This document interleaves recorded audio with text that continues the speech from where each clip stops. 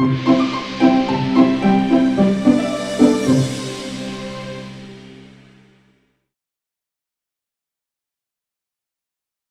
est difficile que je puisse t'aider si tu ne me respectes pas. De 1, tu ne vas pas prendre au sérieux mes conseils. De 2, tu vas m'attrister et puis tu vas me décourager. C'est pourquoi vous remarquez que ce chrétien-ci, il est loin du Saint-Esprit, il est transformé par le Saint-Esprit, mais pas l'autre. Ce n'est pas que le Saint-Esprit aime celui-ci plus que celui-là, mais n'est-ce pas qu'une personne se déploie et se manifeste là où elle est respectée? N'est-ce pas que toute personne se révèle dans sa totalité là où elle est honorée? Combien de temps tu donnes au Saint-Esprit? Tous ceux qui ont oublié le Saint-Esprit, tout d'un coup, vont aller réchauffer le Saint-Esprit, le sortir des tiroirs. Viens, Saint-Esprit, dans nos églises.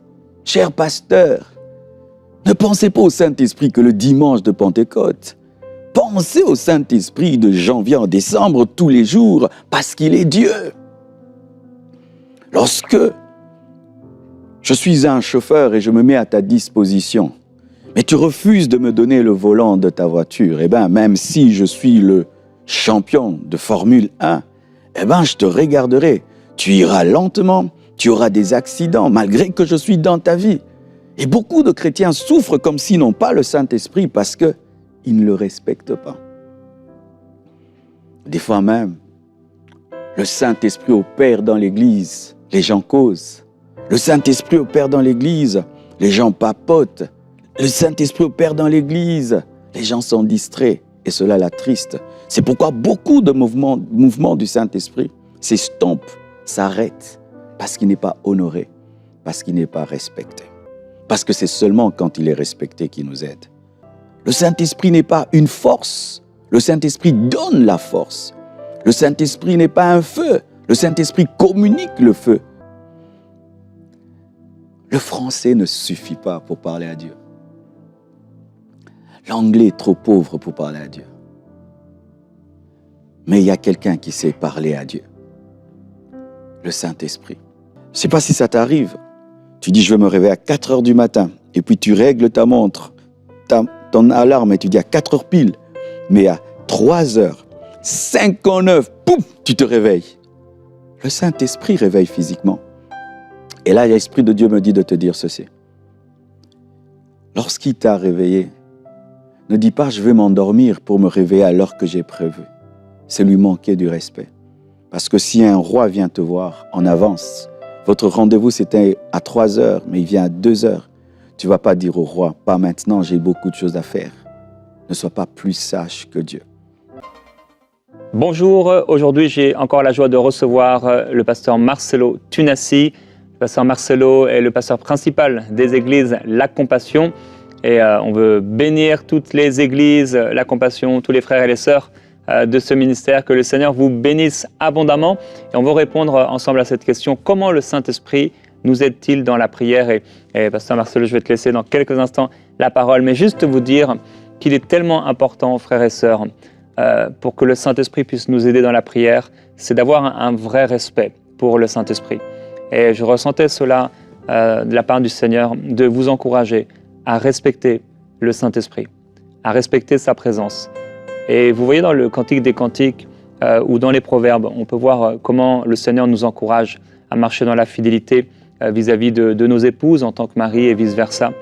Et Dieu n'aime pas l'adultère, ça fait mal à son cœur lorsqu'on a une attitude adultère envers lui, lorsqu'on s'attache aux choses du monde, etc., quand on s'attache à des idoles, et c'est de l'irrespect envers la personne du Saint-Esprit. Et au contraire, lorsqu'on respecte le Saint-Esprit, lorsqu'on aime le Saint-Esprit, lorsqu'on aime le Seigneur Jésus-Christ et qu'on veut lui être agréable, alors il est tellement plus facile d'entendre sa voix et de nous laisser diriger par lui. Alors, mon encouragement pour vous aujourd'hui, n'attristez pas le Saint-Esprit.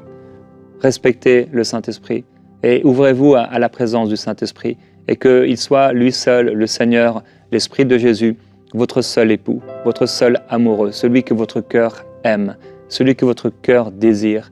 Et le pasteur Marcelo nous a partagé hier comment on peut prier efficacement.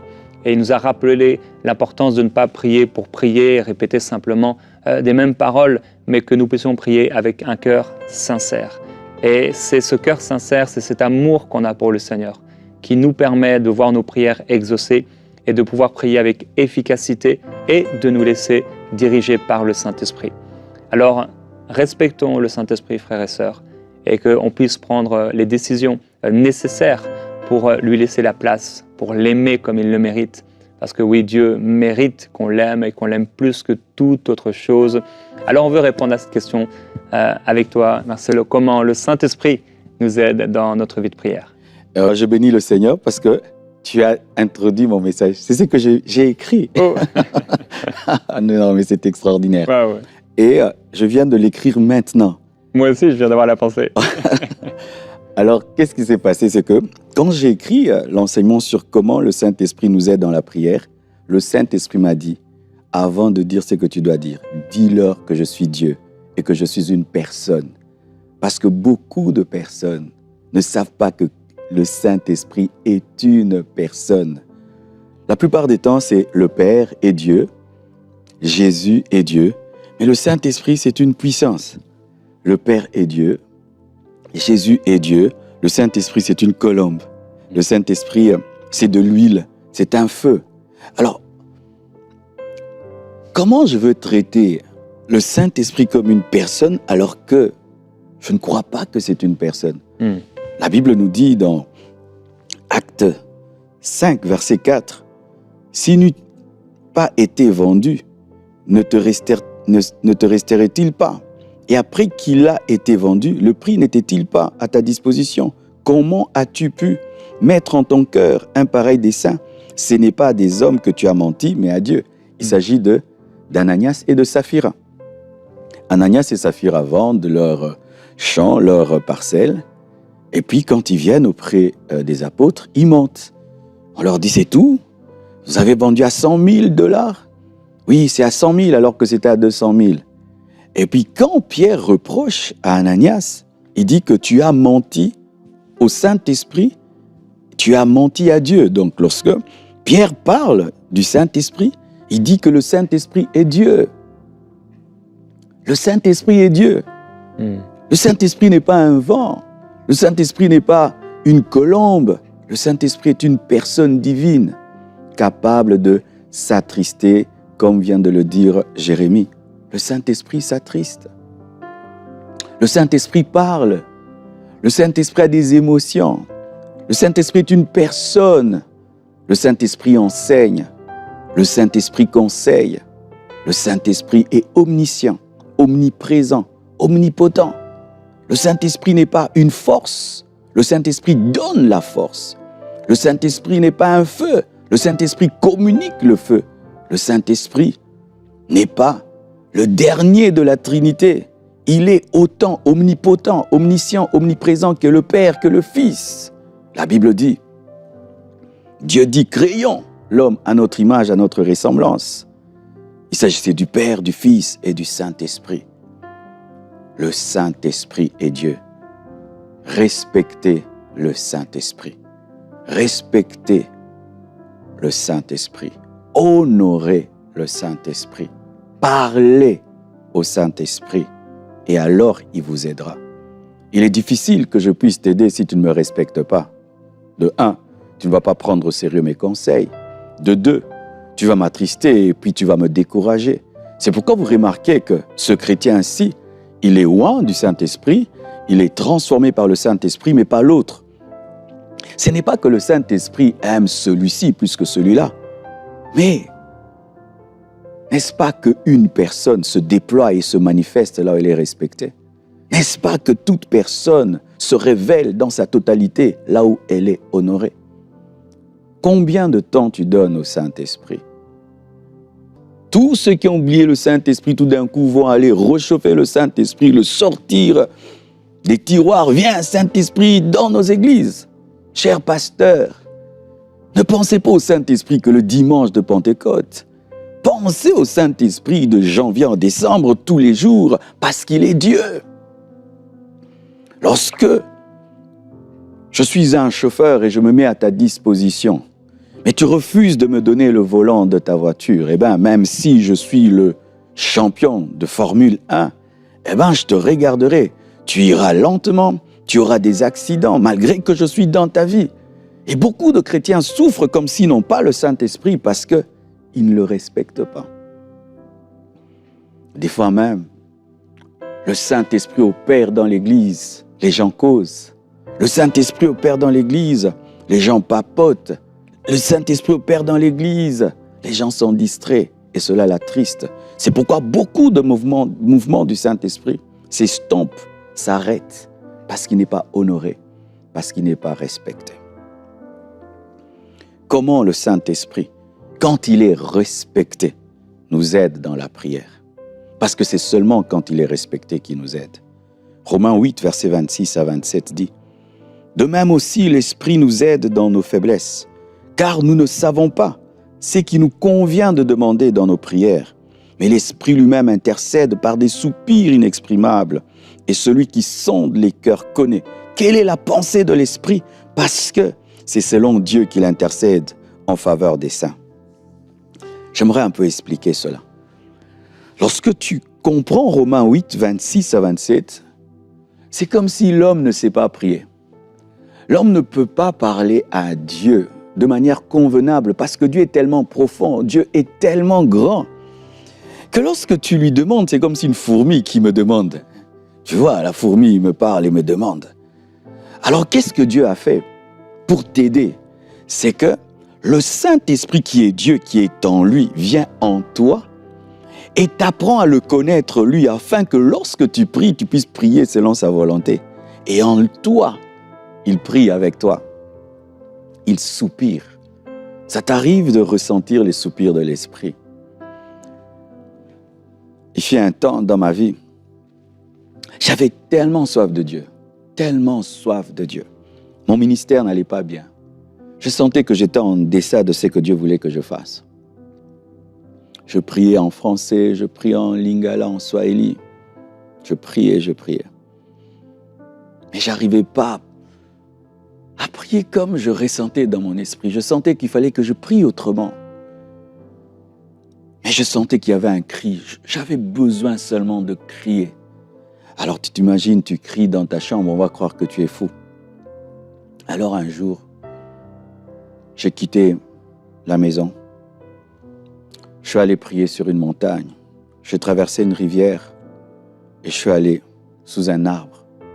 Quand je suis arrivé là, j'ai ressenti dans mon esprit qu'il y avait un cri. Le Saint-Esprit voulait crier, il fallait que je crie.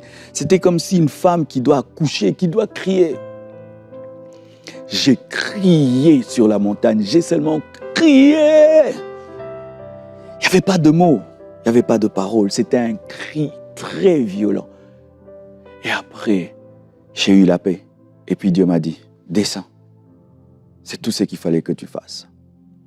Et quand je suis descendu, une nouvelle dimension a commencé dans ma vie. Le français ne suffit pas pour parler à Dieu. L'anglais est trop pauvre pour parler à Dieu. Mais il y a quelqu'un qui sait parler à Dieu. Le Saint-Esprit. Parce que lui, il peut sonder le cœur de Dieu. Toi, tu ne peux pas sonder le cœur de Dieu. Dieu est tellement profond. Mais lui habite son cœur. Habite ses profondeurs. Et il peut te révéler ce que Dieu veut que tu lui dises. Mais des fois, ce que Dieu veut que tu lui dises n'est pas en français, n'est pas en anglais. Des fois, ce sont des soupirs. Le Saint-Esprit nous aide par des soupirs qu'on ne peut expliquer. C'est tellement spirituel. Excuse-moi si cette prédication est trop spirituelle. Mais c'est très spirituel que de se laisser aider par le Saint-Esprit. Et comment il nous aide encore? C'est que il nous réveille physiquement. Le Saint-Esprit est capable de te sortir de ton lit et te dire, réveille-toi. Des fois même, tu sens quelqu'un te pousser du lit. Physiquement, il te réveille. Je ne sais pas si ça t'arrive. Tu dis, je vais me réveiller à 4 heures du matin. Et puis tu règles ta montre, ton alarme, et tu dis à 4 heures pile. Mais à 3h59, pouf, tu te réveilles. Le Saint-Esprit réveille physiquement. Et là, l'Esprit de Dieu me dit de te dire ceci. lorsqu'il t'a réveillé, ne dis pas « je vais m'endormir pour me réveiller à l'heure que j'ai prévue ». C'est lui manquer du respect. Parce que si un roi vient te voir en avance, votre rendez-vous c'était à 3 heures, mais il vient à 2 heures, tu ne vas pas dire au roi « pas maintenant, j'ai beaucoup de choses à faire ». Ne sois pas plus sage que Dieu. C'est pourquoi il faut être un amoureux. Parce que l'amour nous amène des fois à arriver plus tôt, à dévancer un rendez-vous parce qu'on ne sait pas attendre le moment. Et Dieu, quand tu lui fixes un rendez-vous, tu dis à 5 heures. Il peut venir à 4 heures parce qu'il ne sait pas attendre. Il aimerait tellement te parler. Le Saint-Esprit nous aide en nous réveillant physiquement, mais aussi spirituellement. Car il arrive de fois que nous perdons notre réveil spirituel. Tu commences à vivre dans le péché, tu commences à trop regarder la télévision, tu es trop sur Netflix, tu es trop dans des commérages, des bavardages, et tu perds la vie de l'esprit. Et le Saint-Esprit peut te réveiller en te rendant triste. La tristesse du Saint-Esprit, c'est comme une voiture. Vous connaissez les voitures sophistiquées aujourd'hui? Il y a une caméra qui te montre le devant, le derrière, qui tout le temps, là, la voiture te met la musique, ton téléphone est sur Bluetooth. Mais si seulement tu veux avoir un accident, tout d'un coup, la musique s'arrête, les caméras s'arrêtent, et du coup, il y a une alarme. Tintin, tintin. Pourquoi? Parce que la chose la plus importante pour cette voiture, c'est de te protéger, te permettre d'arriver. Ce n'est pas d'abord de te donner une vidéo, de la musique, mais c'est ta sécurité. Et le Saint-Esprit, quand il vient dans ta vie, te donne la paix et la joie. Mais lorsqu'il y a un danger et tu commences à perdre ton réveil, il enlève la joie. Il enlève le bonheur qu'il te donne. Et là, il te donne de la tristesse pour te dire « Attention, attention, tu ne pries plus. Regarde, tu dors sans prier. Tu manges sans prier. Regarde, tu pries superficiellement. Du coup, tu n'as plus de joie. Tu n'as plus de paix. » C'est sa manière de te réveiller spirituellement. Et si tu traverses cette période où tu te sens comme culpabilisé, triste, c'est l'amour de Dieu. Dieu veut te protéger parce qu'il y a un accident, il y a un danger. La Bible dit, la chair est faible, l'esprit bien disposé. C'est seulement celui qui fortifie son esprit qui peut dompter son âme afin que ton âme ne t'amène pas dans le péché. Et il y a un danger devant toi, c'est qu'il y a une forte tentation qui arrive, mais tu n'es pas fort spirituellement pour l'affronter. Et le Saint-Esprit, connaissant le futur, sent que tu n'es pas prêt pour cette guerre. C'est comme un coach. Il connaît son poulain. Il sait qu'il n'est pas prêt. Et dans une semaine, ce sera un grand combat. Il sera vaincu. Et te dit, entraîne-toi, mange des légumes. Pourquoi? Parce qu'il connaît ton futur. Il peut faire la projection de ton combat. Il en est de même. Le Saint-Esprit est Dieu. Il est omniscient, il connaît le futur. Et quand il voit que tu ne pries plus, tu ne jeûnes plus, tu ne crains plus Dieu, tu perds ton réveil, mais il sait que dans le monde de ténèbres, il y a un champion de Satan, un Goliath qui se prépare. Il t'attriste, il t'enlève la paix et la joie que tu aimes tellement pour te rendre conscient que tu as perdu ton réveil. Et quand tu ressens cela, ne joue pas au joyeux, ne joue pas à la paix. Si tu dois pleurer, pleure. Si tu dois crier, crie et demande à Dieu, réveille-moi, redonne-moi la vie de prière que j'avais. Et qui encore va te donner cette même vie de prière? C'est le Saint-Esprit. Des fois, tu es étonné d'entendre que quelqu'un prie 10 heures du temps. Tu te dis, mais comment il fait? Eh bien, les gens qui prient longtemps, eux-mêmes ne savent pas ce qu'ils font. En soi, c'est comme un fleuve qui coule. Tu dis, je vais prier 1 heure. Mais le fleuve ne s'arrête pas. Ce sont des paroles qui viennent du plus profond de toi. Et c'est comme si quelqu'un d'autre priait en toi. Et tu sais, quand quelqu'un d'autre prie en toi, c'est plus toi. Et donc, passer 3 heures, 4 heures du temps, ça devient facile parce que c'est plus toi. C'est possible que tu atteignes cette dimension. Et tu dois le croire. Le Saint-Esprit nous aide en nous donnant les paroles. Le Saint-Esprit nous aide en soupirant. Le Saint-Esprit nous aide en nous fortifiant physiquement, en nous réveillant spirituellement.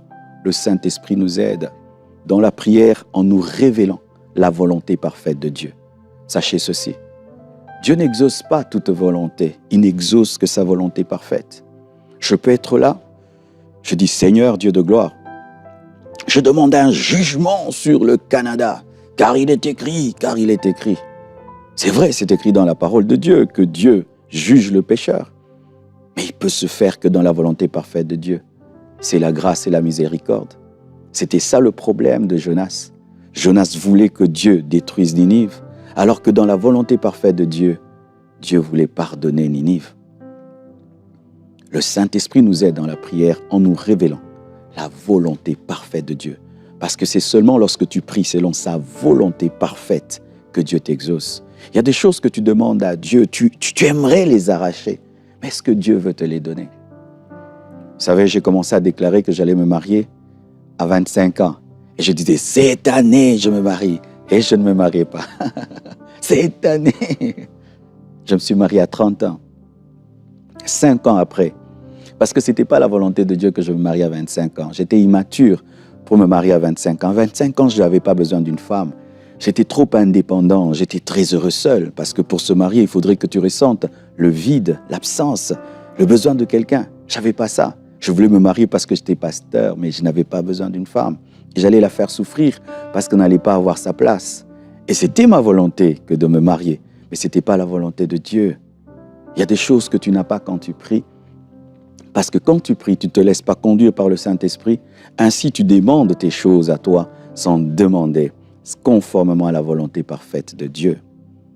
Et encore, le Saint-Esprit nous aide dans la prière en nous faisant rencontrer des guerriers dans la prière, des hommes qu'il a formés, des hommes qu'il a taillés, des hommes qui vont nous impacter. Et là, j'aimerais vous partager un témoignage. Il fait un temps dans mon ministère, je priais bien, mais je ne priais pas comme je devais le prier. Alors un jour, je suis allé dans un voyage missionnaire. J'ai prêché. Et après, j'avais un problème de loyer. Et puis quelqu'un m'a dit, Pasteur Marcelo, j'ai rencontré un homme de Dieu qui prie terriblement. Est-ce que tu peux le rencontrer? Je suis allé le rencontrer. Et il m'a dit, Pasteur, on m'a dit que tu as un problème de loyer. Peux-tu habiter avec moi? Je dis, OK. Et on a partagé la même chambre, je crois, pendant 2 semaines. Ma vie était bouleversée. Cet homme-là, quand on dormait, moi je dors, il prie. Alors je prie quand même avec lui. Et puis je dors. Je sursaute, il prie. Je sursaute, il prie. Mais j'ai dit, ce gars dort quand? Mais il avait un très beau lit. Sa chambre, c'était comme une chambre d'un hôtel 5 étoiles. Il était tout le temps à genoux en train de prier, en train de pleurer devant Dieu. Et je sentais qu'il ne voulait pas me montrer qu'il priait. C'était son intimité avec Dieu. Cet homme te priait 10 heures du temps comme si c'était 1 heure. Après cette expérience, ma vie a changé. Une porte m'était fermée pendant des années. Je n'arrivais pas à voyager parce que je devais maintenant, Dieu me disait que je devais percer sur le plan international. Moi, on m'a refusé le visa. Après avoir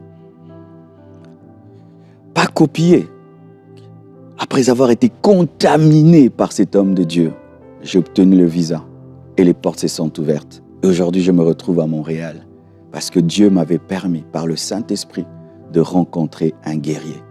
Laisse le Saint-Esprit t'aider et permets-lui de t'aider. Mais sache qu'il n'est pas une puissance, il est une personne, c'est un enseignant, c'est un Seigneur. Que Dieu vous bénisse. Amen. Amen. Alors je prie que vous puissiez rencontrer ces guerriers dans la prière qui vont vous inspirer. Et le plus grand de ces guerriers, oui, c'est comme vous l'avez entendu, le Saint-Esprit qui veut vous conduire dans la prière. Merveilleux Saint-Esprit, nous te remercions pour ton ministère merveilleux.